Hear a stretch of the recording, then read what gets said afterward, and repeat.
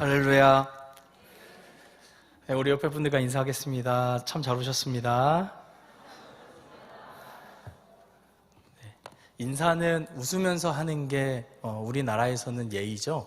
우리 옆에 분들과 다시 한번 환하게 웃으면서 참 잘 오셨습니다. 네, 이렇게 귀한 양문교회 함께 할 수 있어서 참 감사합니다. 잠깐 기도하고 말씀 전하겠습니다.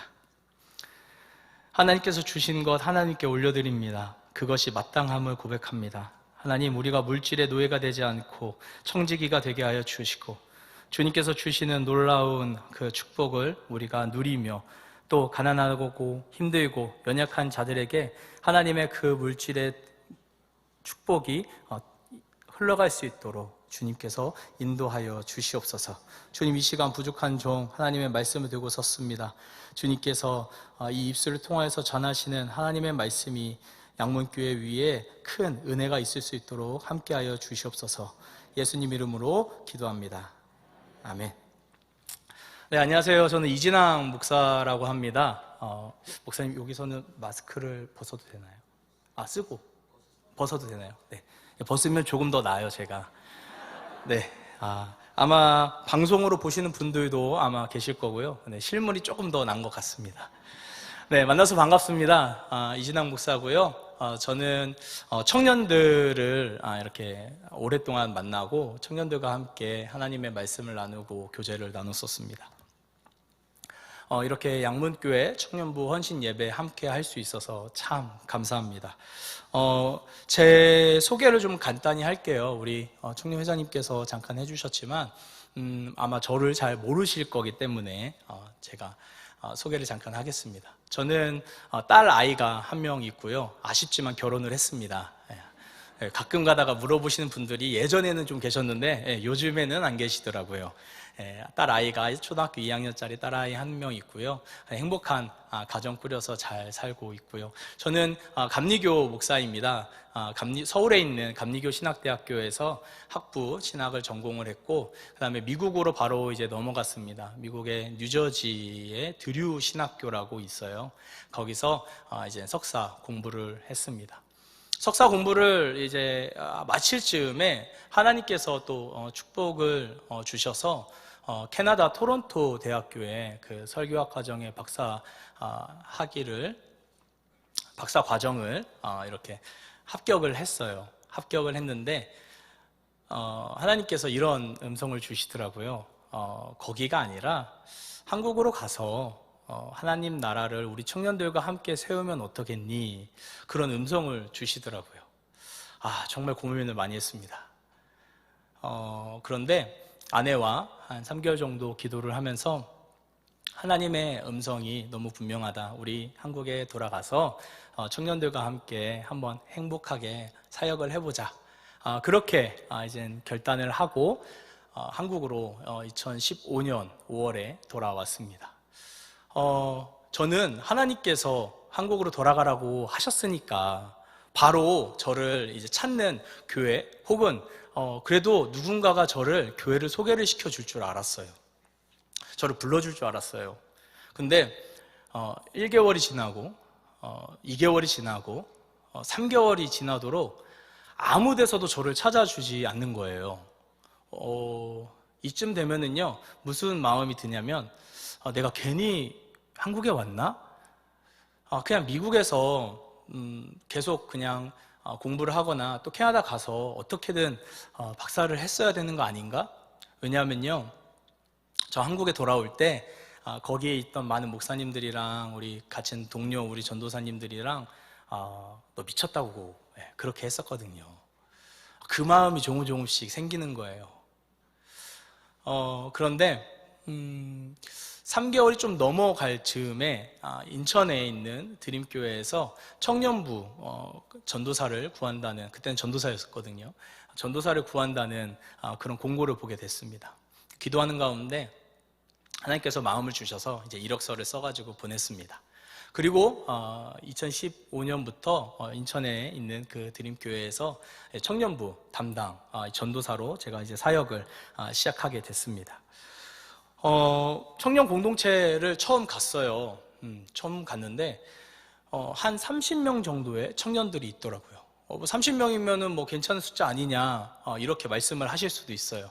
근데 우리가 예전에 어떻게 했냐면, 카운트를 할 때, 그래도 작년 우리 어른들 출석하는 인원의 한 10% 정도는 돼야지 그래도 그 청년부가 그래도 건강하게 서가고 있다, 이렇게 이야기를 했었습니다. 1200명 정도 성도가 주일에 출석을 했는데, 그러면은 10%면 얼마인가요? 120명. 여기는 빠르시네요. 네, 120명이에요. 자, 5%면은요? 60명이죠. 제가 좀 전에 몇 명이라고 그랬죠? 청년부가?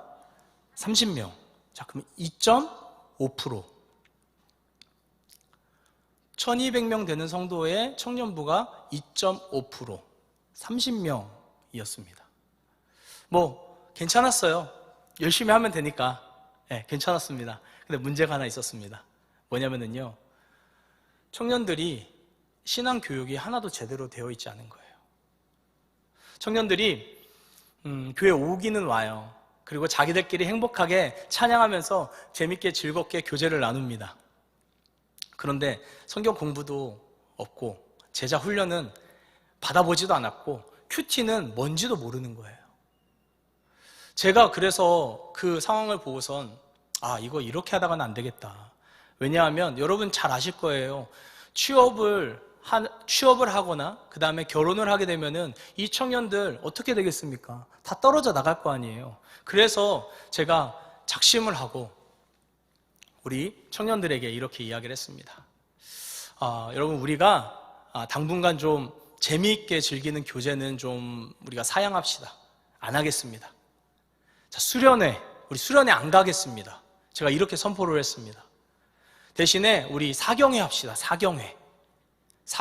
뭔지 아시죠? 사경회. 저 친구도 아나 봐요. 사경회 하자고 했습니다. 그러니까 청년들이 전도사님, 사경회가 뭐예요? 이러는 거예요. 제가 많이 당황했어요. 자, 사경회가 뭡니까? 조사할 사자에 글 경자, 성경을 연구하는 게 사경회죠. 우리 청년들에게는 이 단어 하나만 딱 말하면은 쉽게 알아듣습니다. 바이블 스터디. 성경 공부가 사경회예요. 근데 사경회가 뭔지도 모르고 그냥 참석을 그동안 했던 겁니다. 자, 이 청년들에게 제가 그래서 그렇게 막 이야기를 했어요. 여러분, 의대에 간 친구들이 의사가 되려면 얼마나 많은 의학 서적을 읽어야 합니까? 얼마나 연구를 해야 됩니까? 또 법관이 되겠다고 얼마나 많은 그런 책을 가지고 공부를 합니까? 그런데 우리가 그리스도인인데, 우리가 크리스천인데 이 성경 말씀 한 번 보지 않았다는 게 말이 됩니까? 제가 이렇게 이야기를 했더니 청년들이 다 침묵, 아무 말 안 하고 고개만 푹 숙이고 있어요. 그래서 이렇게 한마디 더 덧붙였습니다. 우리가 정말 하나님 나라를 이 땅 가운데에서 세우고자 한다면 우리 이렇게 하면 안 됩니다. 우리가 본질로 돌아갑시다. 말씀과 기도라는 이 본질 가지고 우리가 한번 해봅시다. 그렇게 정말 설득을 했더니 우리 청년 회장부터 우리 청년들의 이기기까지 그러면은 전사님과 함께 한번 그럼 해보겠습니다 하고, 그때부터 이제 제자훈련과 큐티가 시작이 되었습니다. 저는 제자훈련을 하는데요, 1대1로 진행을 했습니다. 1대1로 진행을 하는데 한 3개월에서 4개월 정도가 걸려요. 그러면 1년이면 몇 명이나 할 수 있을까요? 고작 해봐야 3명, 많으면 4명이에요. 첫 해 2명 했습니다. 2명의 청년을 제자훈련했습니다. 그리고 두 번째 해에 이제 또 저는 다른 청년들을 하고 그 청년들이 또 다른 청년들을 제자훈련하기 시작했습니다. 근데 2년째가 되면서부터 놀라운 일들이 시작이 됐습니다.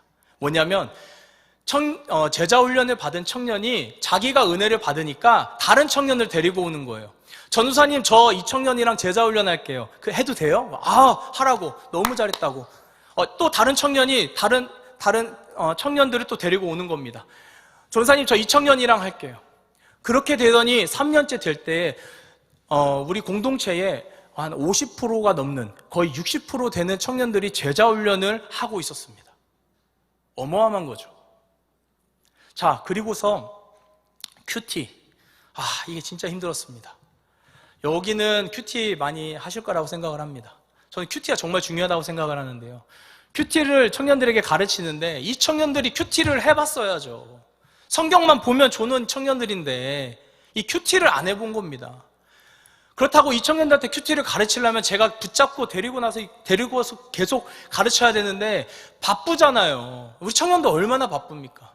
그래서 생각한 것이 온라인 큐티 학교. 이 속된 이제 요즘 이제 청년들 쓰는 말로 이 빼박입니다. 예, 어떻게 못 빠져나갑니다. 핸드폰만 있으면, 컴퓨터만 있으면 이제 이 훈련을 해야 되는 거예요. 온라인으로. 그래서 기스별로 청년들을 이제 신청을 받아가지고 온라인으로 큐티 학교를 시작을 했습니다. 이것도 마찬가지예요. 처음에 80% 이상의 청년들이 다 꽈락했습니다. 안 하던 걸 하려고 하니까 너무 힘이 드는 거예요. 그래도 2번, 3번 이렇게 반복해서 이 훈련을 진행을 하다 보니까 2년 정도 지나니까 청년들이 정기구독이라는 걸 하는 거예요. 큐티 할 때 정기구독 정말 중요하거든요. 왜냐하면 다달이 그냥 이렇게 큐티 책을 사면은 내가 이번 달엔 좀 힘들어 하면은 안 사요. 근데 정기구독을 하면 계속 오잖아요. 그러니까 계속 내 옆에 그 큐티 책이 있으면 눈이라도 가고 한번 읽기라도 하거든요. 청년들이 정기구독을 하기 시작을 했습니다. 그리고 나서 이 청년들이 삶의 이제 일상 가운데에서 은혜 받은 것들을 주일 소그룹, 저희는 목장이라고 불렀거든요. 그 소그룹 모임에서 자기가 은혜 받은 걸 나누는 수준까지 이 청년들이 자라기 시작을 했습니다. 그리고 또 한 가지를 했습니다. 뭐냐면요, 중보기도 모임입니다. 중보기도. 제가 아까 이제 목사님 잠깐 이야기 나눌 때 이 교회도 중보기도 팀이 있다고 제가 들었습니다. 너무 잘하시는 겁니다. 저희 중보기도 정말 중요하고요. 중보기도의 힘을 한번 경험해 보신 분들은 이 맛을 잊을 수가 없습니다.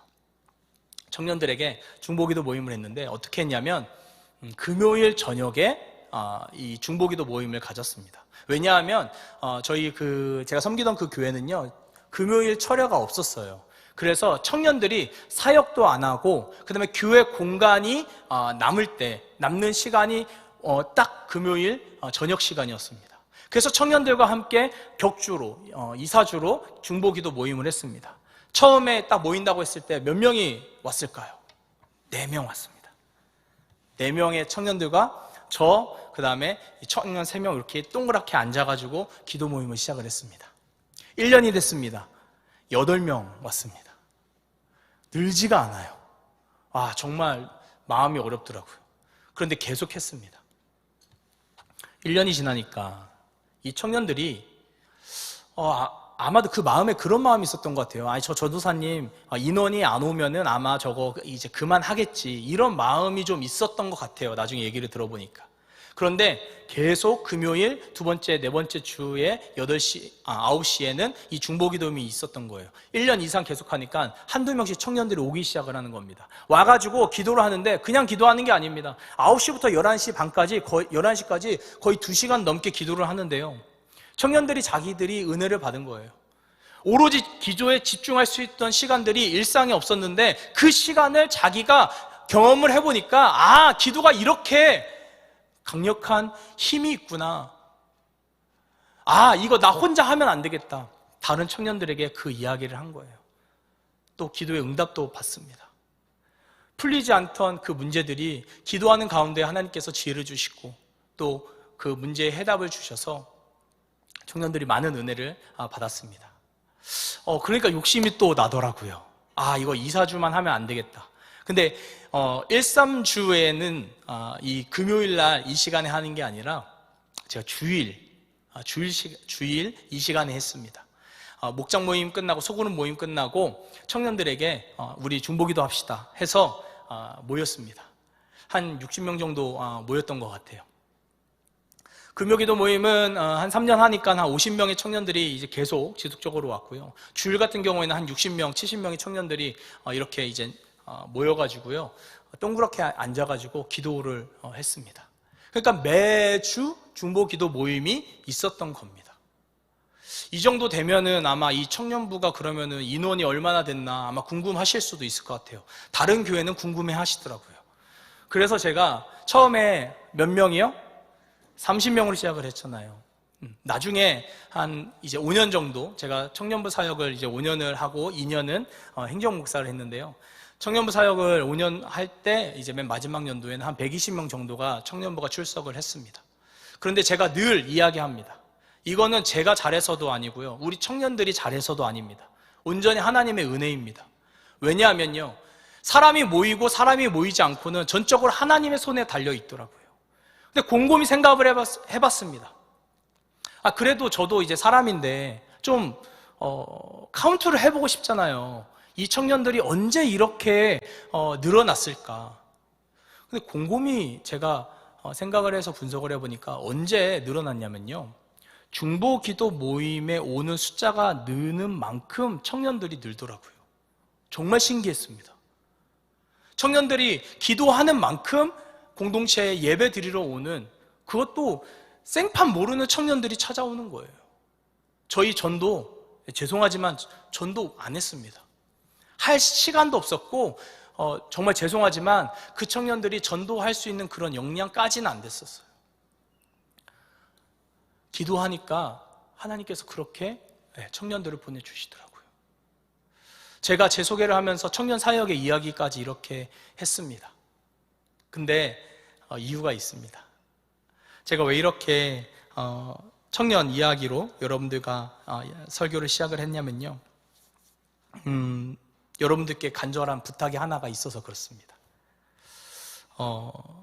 사랑하는 성도 여러분, 우리 청년 세대를 살려주시기 바랍니다.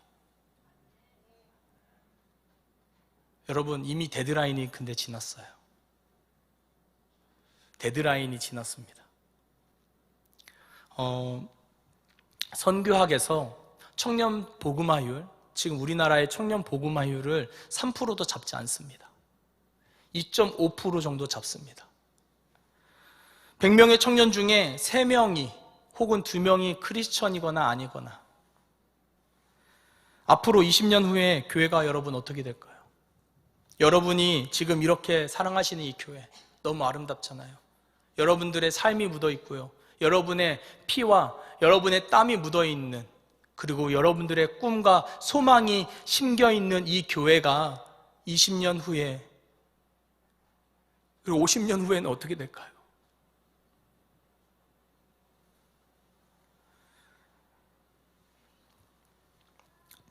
제 통계 자료 하나 보여드릴게요.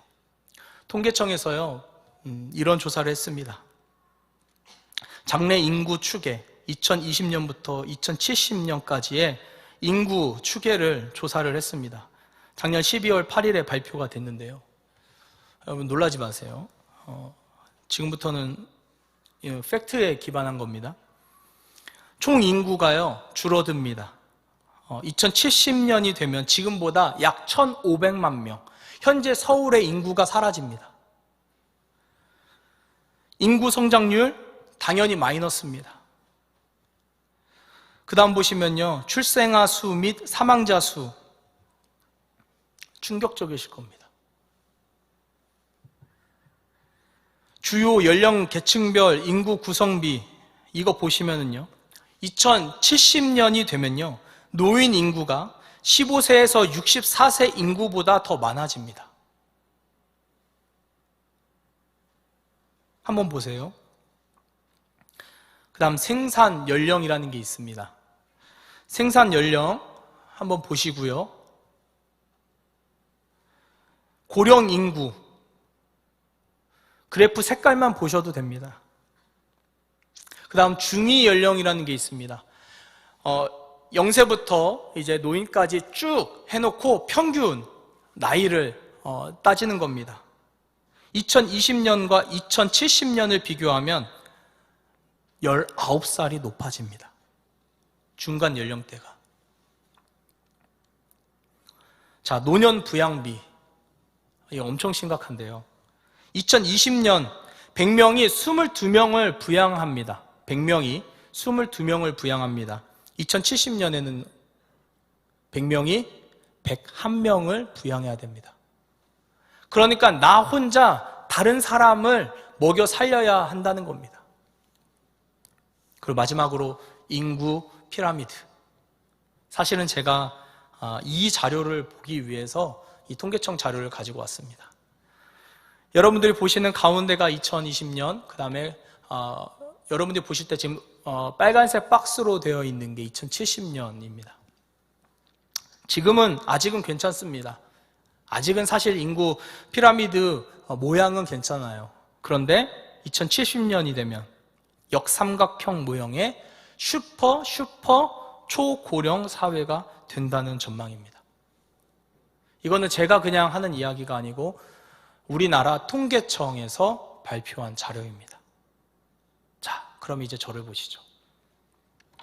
이 자료를 여러분들 보시면서 저와 여러분은 그리스도인으로서 교회 인구 감소에 대해서 이런 생각을 하실 거예요.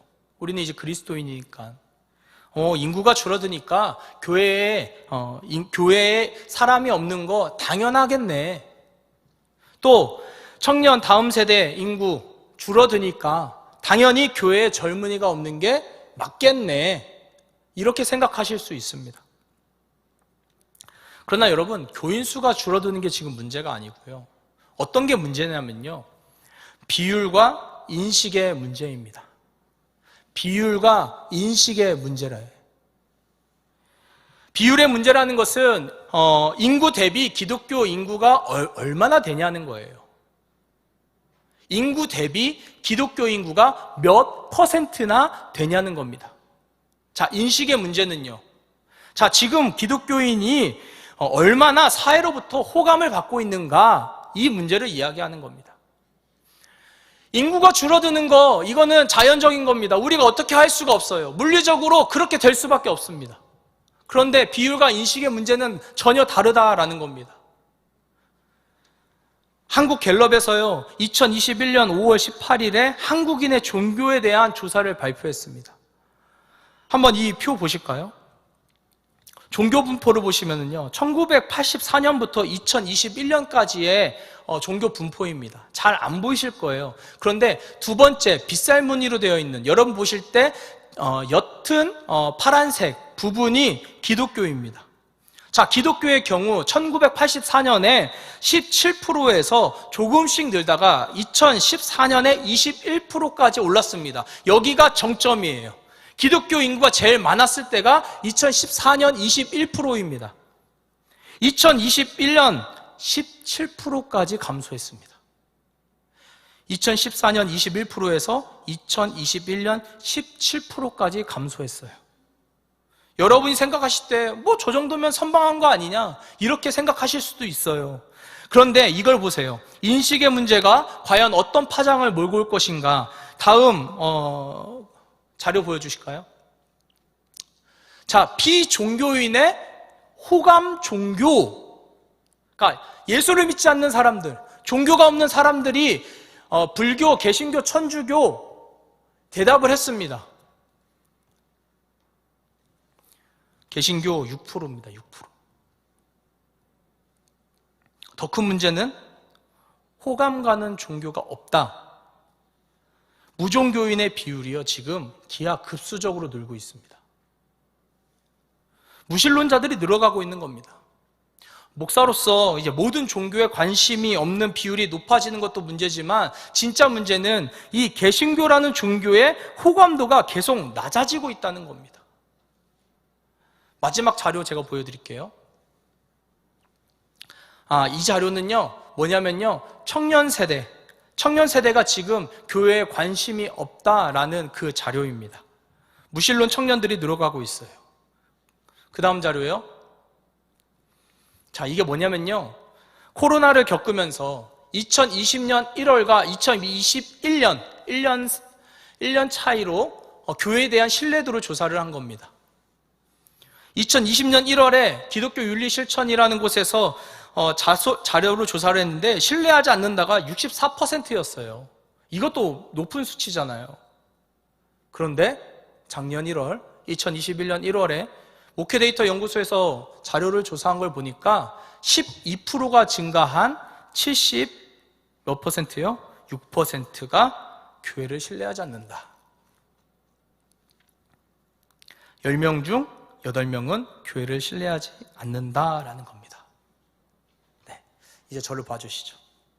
아마 이 자료를 보시면서 많이 낙담하실 거예요. 네, 근데 이게 지금 우리의 현실입니다. 이게 우리의 현실이에요. 많은 이유가 있을 겁니다. 코로나가 교회에서 많이 또 터져서 그렇게 대외적으로 신뢰도와 호감도가 추락한 것도 있을 거고요. 여러 가지 이유가 있을 겁니다. 근데 중요한 것은요, 일반적으로 볼 때 지금 교회에 대한 신뢰도와 호감도가 최악의 수준으로 지금 치닫고 있다라는 겁니다. 이거는 지금 우리가 부인할 수 없는 사실입니다. 자, 여기에 가장 큰 문제가 있어요. 뭐냐면요, 지금 교회가 이에 대한 답이 없다는 겁니다. 교회가 이에 대한 답이 없어요. 여러분, 이 정도면은요, 이제 문제의 심각성을 좀 가지셔야 됩니다.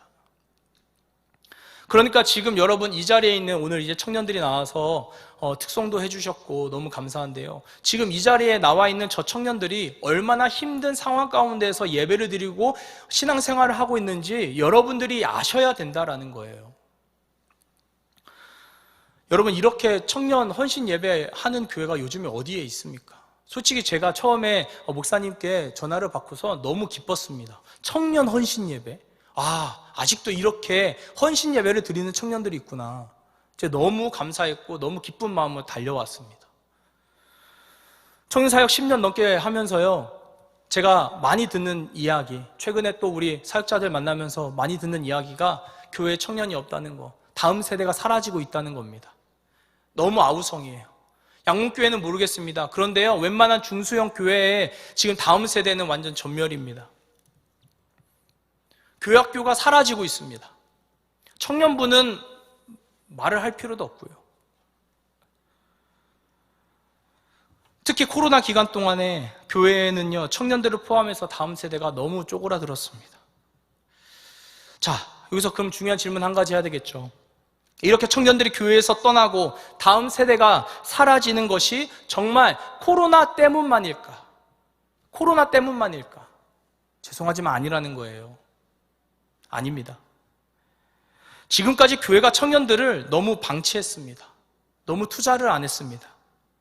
청년들은요, 자기가 억압을 받고 그 다음에 구속을 받고 존중받는 느낌이 없으면요, 그냥 조용히 떠납니다. 그 공동체를 조용히 떠납니다. 우리 어른들은 그렇잖아요. 싫으면은 뭐 이런 것 때문에 그냥 좀 속상해. 또 지금 마음이 어려우시면은 또 얘기하시고 나 교회 나가요, 나 교회 떠나요 하고 가시잖아요. 그런데 청년들은 그게 아니라는 거예요. 청년들은 그 공동체가 싫으면요, 그 교회가 자기를 존중해 주지 않는 것 같으면요, 그냥 조용히 떠납니다. 언제부터? 20년 전부터 그랬습니다. 20년 전부터 청년들이 교회를 떠났습니다. 그런데 우리는 그걸 못 본 거예요. 그거를 보지 못한 거예요. 앞에서 청년들이 찬양도 열심히 하고 또 모여가지고 자기들끼리 기도회도 많이 하고 예배도 잘 나오는 것 같고 또 새벽 기도회도 나오고 하니까 너무 이쁘고 모든 청년들이 다 그렇게 신앙생활 잘한다고 생각했습니다. 아니요, 그거는 목사님 아들, 딸들, 장로님 아들, 딸들만 그렇게 한 거예요. 속으신 겁니다. 대부분의 청년들이 교회를 떠났습니다. 그렇게 교회를 떠났어요. 지금 한국교회 청년들이 이렇게 힘들게 신앙생활하는 거 죄송하지만 우리 기성세대의 안일함과 무관심이 가장 큰 이유입니다. 그래서 제가 여러분들께 그렇게 부탁드린 겁니다. 우리 청년 세대를 살려주세요. 여러분들께서 관심 가져주시고요, 전적으로 투자해 주시기 바랍니다. 그리고 간절히 기도해 주세요. 우리 장로님들 여기 많이 계실 텐데요, 장로님께서 우리 청년들 카드 주면서 그래 이거 피자랑 치킨 사 먹어 이렇게 좀 후원도 좀 해주시고요. 아멘을 안 하시네요. 다른 교회 장로님들은 아멘 하시던데, 네, 우리 장로님들이요, 우리 청년들 그래 피자 먹고 치킨 사 먹어 하고 카드도 주시고요. 아멘. 네, 제가 할게요. 또 우리 청년들 사역 잘할 수 있도록 그렇게 후원도 많이 해주시고요. 기회도 많이 열어주시고요. 그러면 뭐가 좋아지는 겁니까? 교회가 젊어집니다. 교회의 역동성이 살아나는 겁니다. 교회가 조용한 게 아니라 들썩들썩한 겁니다. 또 한 가지 유익이 더 있습니다. 우리 다음 세대 주일학교가 살아날 수 있습니다. 여러분 오해하지 마세요. 뭐냐면요, 다음 세대 우리 중고등부, 우리 어린이부, 목사님, 전도사님들 혼자서요 그 아이들 다 케어할 수 있다? 아니요, 절대 그럴 수 없습니다. 그거는 정말 여러분 잘못 생각하시는 겁니다. 다 목사님, 전도사님들이 케어할 수 없습니다. 누가 해야 됩니까? 선생님들이 해야 됩니다. 그런데 우리 청년들이 잘 훈련받고 하나님께서 주시는 그 은혜가 커서 나도 누군가를 섬겨야 되겠다 해서 아이들을 그렇게 섬긴다고 생각해 보세요. 교회 곳곳에서 청년들이 하나님께서 주신 그 은혜 가지고, 그 사랑 가지고, 우리 장로님들께서 그렇게 후원해 주시는 그 사랑, 그거 가지고서는 교회 이곳 저곳에서 섬긴다고 생각해 보세요. 교회가 어떨까요? 교회가 젊어지고 역동적으로 된다는 겁니다. 그럼 거기에 소망이 있는 거 아닐까요?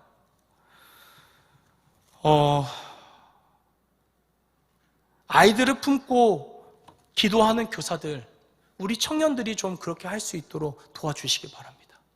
그리고 무너져가는 이 한국교회를 놓고 눈물로 기도할 수 있는 청년, 그 청년들이 바로 우리 청년들이 될 수 있도록 기도해 주시기 바랍니다. 아멘이시죠? 네. 그런데 이렇게 아무리 옆에서 물심양면 도와주신다고 하더라도 가장 먼저 청년 여러분들이 변하지 않으면 아무 소용이 없습니다. 지금부터는 좀 청년 분들께 좀 이야기를 하겠습니다. 여러분이 얼마나 어려운 그 삶, 힘든 청년의 때를 겪고 있는지 누구보다 잘 알고 있습니다. 저도 그런 청년의 때를 겪었고 또 그런 청년들을 만나면서 정말 많은 그런 어려움을 이야기를 합니다. 고민을 이야기하죠. 그런데요, 이 청년의 때 잃어버렸던 영적인 야성과 맷집이 회복되지 않으면 소망이 없습니다. 영적인 맷집과 그 야성이 다시 살아나야 소망이 있는 거예요. 야성이 없으니까 작은 고난에 그냥 넘어집니다. 일이 막히거나 장애물이 생기면요 그냥 포기해요. 부모님이 해줄 거라는 그런 막연한 기대감을 가지고 있습니다. 제가 앞에서 통계 보여드렸잖아요. 여러분의 인생을요 그 누구보다 책임져 줄 수 있는 사람이 없어요. 여러분들의 인생을 책임져 줄 수 있는 사람이 없습니다. 앞으로 없어요. 안 돼요.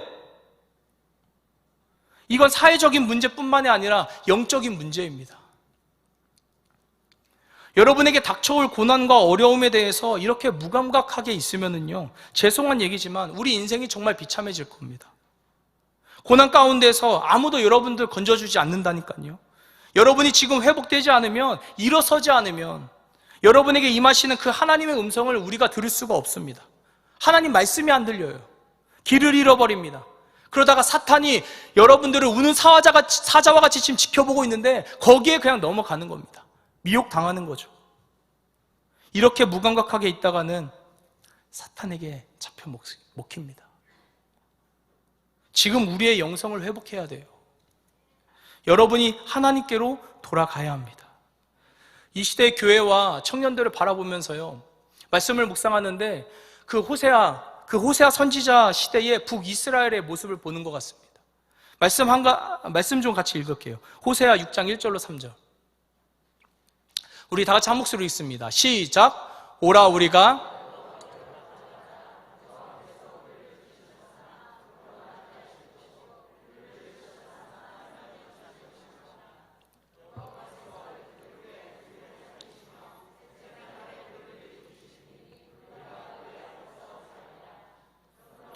여호와를 알자. 힘써 여호와를 알자. 그의 나타나심은 새벽빛같이 어김없나니 비와 같이 땅을 적시는 늦은 비와 같이. 아멘. 여러분 아마 이 말씀 많이 들으셨을 겁니다. 이 본문은 이스라엘 백성이 자신들의 죄를 참회하는 기도로 우리가 대부분 알고 있습니다. 1절에 나오는 오라 우리가 여호와께로 돌아가자. 이 그럴싸한 이 말씀 가지고서는 얼마나 많이 기도했습니까? 집회했습니까? 그런데요, 한 세대에서 구약을 가르치시는 차준희 교수님은요, 이 본문이 참회의 형식은 취하고 있지만 진정한 참회의 기도라고는 볼 수 없다라고 이야기를 합니다. 또 이 말은요, 뭐냐면 하나님께 이 구절은요, 하나님께 아뢰는 것이 아니라 그냥 사람들끼리 하는 말이에요. 사람들끼리 하는 말. 그래서 참회랑 다르다라는 겁니다. 호세아 6장 1절로 3절은요, 이스라엘 백성의 이 피상적인 회개에 지나지 않는다라고 이야기를 합니다. 형식적인 참회의 분위기는 있지만 진정한 회개의 태도가 아니라는 겁니다. 3절 말씀 보니까 이런 말씀 나오죠. 힘써 여호와를 알자. 힘써 여호와를 알자. 여기서 힘써라는 이 단어가 뭐냐면요, 히브리어로 나르데파라는 말입니다. 나르데파. 원형이 뭐냐면 라다프예요. 라다프. 근데 이 뜻이 추적하다, 뒤쫓다라는 의미입니다. 그런데 이 호세아서에서 이 말이 다른 곳에도 나오는데요, 이스라엘이라는 이스라엘이 주어로 쓰여졌을 때 이 동사의 의미를 보아하니 뭐였냐면요, 헛된 무익한 노력. 힘써 여호와를 알자. 그런데요, 그 의미가 뭐냐면 힘써 여호와를 아는 것이 헛되고 무익한 노력이라는 거예요. 그러니까 완전히 잘못 사용하고 있었던 거죠.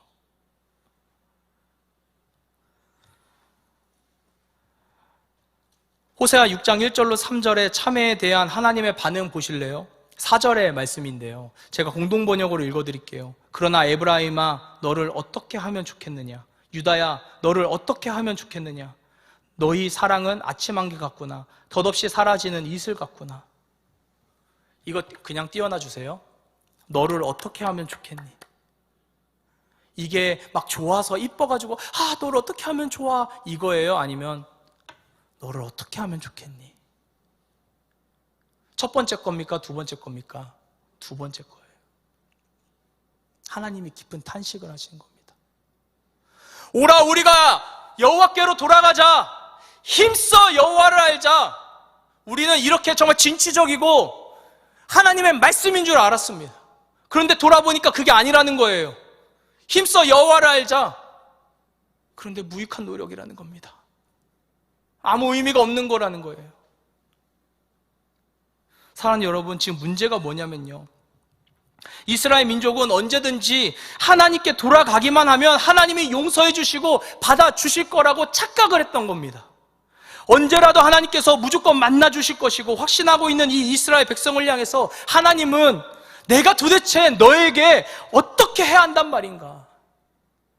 이스라엘 백성을 한참 착각하고 있었습니다. 신앙의 안일함과 하나님에 대한 무지의 늪에 빠져 있습니다. 여러분, 죄에 대한 진지한 고민과 회개가 없이는요, 하나님의 긍휼을 경험을 할 수가 없습니다. 이스라엘은 자신의 죄에 대해서 심각하게 생각하지 않고 막연하게 하나님의 용서와 구원만 생각하고 있었다는 겁니다. 그런데 문제는 이 시대의 교회와, 죄송합니다, 우리 청년들이 이렇게 하나님을 찾고 있지는 않았습니까? 청년들은 자기의 영성과 야성을 잃어버렸습니다. 화려한 반주와 조명 아래에서 눈물을 흘리면서 찬양하는 자신의 모습이 마치 은혜 받은 자라고 착각을 하면서 살아가고 있었습니다. 죄송하지만 아닙니다. 내 영성 진짜 언제 어디에서 드러나는 줄 아십니까? 혼자 있을 때. 혼자 있을 때 나는 지금 무엇을 하고 있습니까? 혼자 있을 때 나는 지금 무엇을 보고 있습니까? 혼자 있을 때 나는 무엇을 하고 있습니까? 우리가 하나님과 홀로 독대하는 시간이 있습니까? 하나님과 깊은 교제를 최근에 언제 경험하셨을까요? 지금 이렇게 많이 모여주셔서 너무 감사한데요, 코로나 기간 동안 온라인 예배, 아마 여기도 온라인 드리셨을 거라 생각하는데요, 온라인 예배를 드린 걸로 다 예배를 드렸다? 아닙니다. 저와 여러분의 예배는요, 우리의 일상에서 늘 드려져야 했던 겁니다. 그러나 가랑비에 옷 젖듯이 여전히 신앙의 안일함과 하나님에 대한 무지로 북이스라엘 사람들처럼 야성을 잃어버린 신앙으로 살아왔던 거죠. 이거 아니라는 겁니다. 정말 이렇게까지 말씀을 드려서 저도 죄송합니다. 그러나 저는 이 말씀을 좀 꼭 여러분들께 드려야 됩니다. 왜 그럴까요? 이 예배가, 이 설교가 만약에 제가 하는 마지막 설교라면 대충 하고 갈 수 있을까요? 그러니까 여러분 듣기 좋은 그런 이야기, 그런 축복의 말씀 그것만 전하고 가면은 하나님 앞에서 제가 뭐라고 이야기를 할까요? 죄송합니다. 제가 생명의 주관자가 하나님이라는 거를 경험을 하고 나니까요, 저에게 주어진 이 말씀 전하는 시간, 예배의 시간, 이 한 시간이 매번 마지막으로 느껴지더라고요. 그래서 제가 여러분들에게 이렇게 간절히 부탁을 드리는 겁니다. 아마 여기에 지금 도저히 일어날 힘이 없으신 분도 계실 거고요, 고난 가운데 또 절망 가운데 있는 우리 청년들도 있을 겁니다. 지금 일어나가고 싶은데, 포기하고 싶지는 않은데, 나도 내 영성이 회복되고 싶은데 그게 마음처럼 쉽지 않다고 그렇게 생각하시는 분들, 그런 상황에 계신 분들 이 자리에 있으실 겁니다. 그러나 여러분 걱정하지 마시기 바랍니다.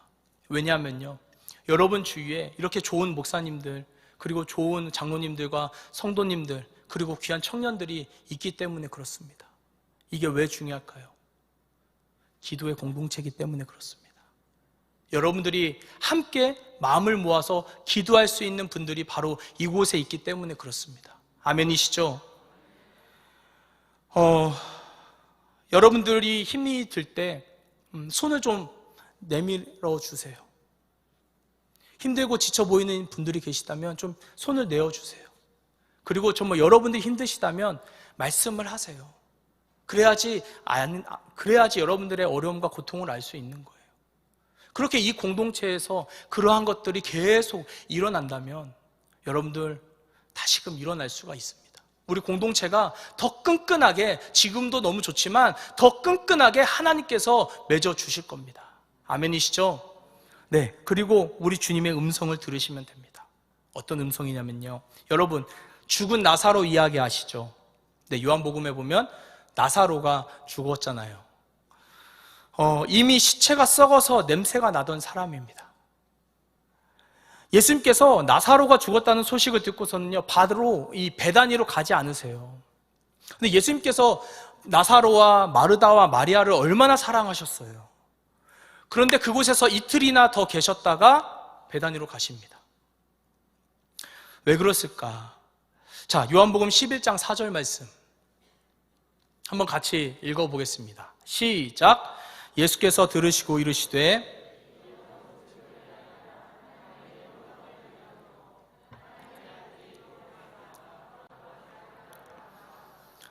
나사로가 죽었다는 소식을 듣고 주님께서 하신 말씀입니다. 이미 시체는 썩어가고 있는데, 냄새가 나고 있는데 죽을 병이 아니래요. 하나님의 영광을 위한 거랍니다. 뿐만 아니라 하나님의 아들이 영광을 받기 위함이라고 주님께서 말씀을 하십니다. 여러분, 어떻게 죽음이 하나님의 영광이 될 수 있습니까? 완벽한 역설이잖아요. 그런데 하나님께서 이 역설을 사용하시겠다는 겁니다. 결국 어떻게 됩니까? 주님이 베다니에 오셔서 무덤을 막아놓았던 돌을 옮겨 놓으라고 하십니다. 그리고 외치십니다. 뭐라고요? 나사로야 나오너라. 나사로야 나오너라. 사랑하는 성도 여러분, 우리가 이 음성을 좀 들어야 됩니다. 지금 저와 여러분, 그리고 한국교회가 나사로와 같지 않습니까? 이미 데드라인 넘었다고 그랬죠. 다들 교회에 소망이 없다고 합니다. 청년들은 이제 끝났다고 합니다.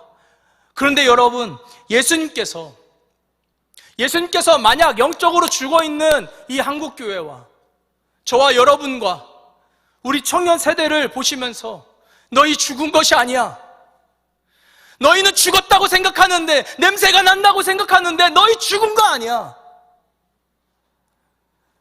바로 내가 영광받기 위함이야. 우리 하나님께서 영광받기 위함이야. 이렇게 말씀하신다면 여러분 어떻게 반응하시겠습니까? 여러분 믿으실 수 있으신가요? 저는 믿고 싶습니다. 저는 아직 한국교회에 소망이 있다라고 생각을 합니다. 이미 썩은 내가 나고 소망이 없다고 많은 사람들이 그렇게 이야기하고 수치에서 말하듯이 한국교회가 이제 소망이 없다라고 그렇게 이야기해도 하나님께서 영광받기 위해서, 하나님의 아들이 영광받기 위해서 이 한국교회를 사용하신다고 한다면 주님 우리를 사용하여 주시옵소서. 주님 우리가 여기 있습니다. 주님 아직 숨어있는 7,000명의 선지자들이, 숨어있는 그 7,000명의 군사들이, 기도하는 중보기도자들이 여기 있습니다. 그렇게 우리가 고백할 수 있으면 좋을 것 같아요. 양문교회가 그 선봉에 서주시면 안 될까요? 하나님 우리 교회가, 우리 중보기도 공동체가, 우리 양문교회가 그 숨어있는 7,000명의 선지자입니다. 거기에 주님께서 영광 받으시는 겁니다. 아멘이시죠? 그렇게 우리 청년 세대를 바라봐 주시기 바랍니다. 우리 청년 세대, 저는 아직 소망이 있다라고 생각합니다. 그리고 기도할 겁니다. 끝까지 기도할 겁니다.